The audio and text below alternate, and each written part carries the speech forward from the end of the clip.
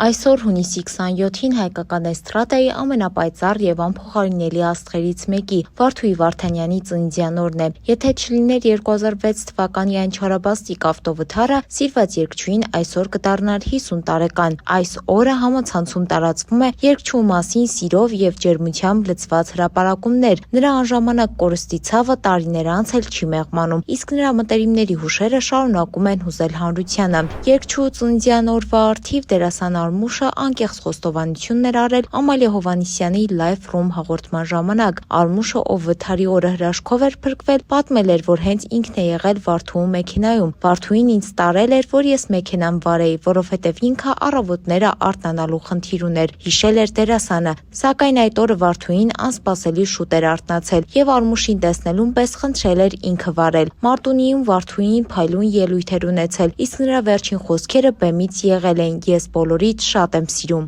Արմուշը ցավով նշել էր, որ Սևան Մարտունի ավտոճանապարհին մեքենան կորցրել էր կառավարումը եւ 2006 թվականի հոկտեմբերի 15-ին 30-ամյա երգչուհու կյանքը անժամանակ ընդհատվեց։ Այսօր Վարդուհի Վարդանյանի արվեստի երկրպագուները, ընկերները եւ հարազատները խոնարհումով եւ անսահման կարոտով հիշում են հայկական էստրադայի անմահ լեգենդին։ Դե ինչ, այսքանն ենք պատրաստել ձեզ համար։ Թամարա Քանթարյան, Օրագիր Նյուզ։